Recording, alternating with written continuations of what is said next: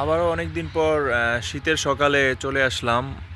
আহ, আজকের এই শীতের সকালটা অন্যান্য দিনের তুলনায় অনেক অনেক সুন্দর, আর অনেক অনেক কুয়াশা পড়তেছিল। জাস্ট দেখতে অনেকটাই অসম।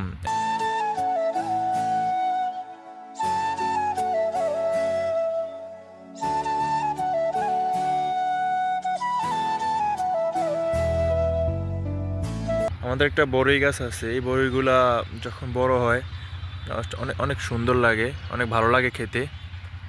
সো চলুন একটা বড়ই খেই। এই কুয়াশাচ্ছন্ন সকালে আসছি বড়ি খাওয়ার জন্য। বড়িটা তেমন পরিপক্ক হয়নি, দেখি খেয়ে দেখি কেমন ভালো লাগলো। এখান থেকে যে একটা বড় বড়ি সেটা পারি, তাহলে বুঝতে পারবো ভালো হয়েছে কিনা। উম,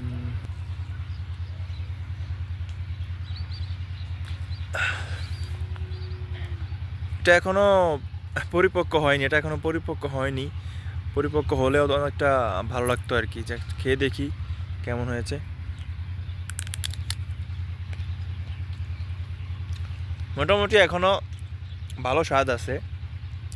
পরবর্তীতে যখন ভালোভাবে পরিপক্ক হবে এটা অনেক টেস্টি হয়। সবাই শীতের সকাল উপভোগ করবেন।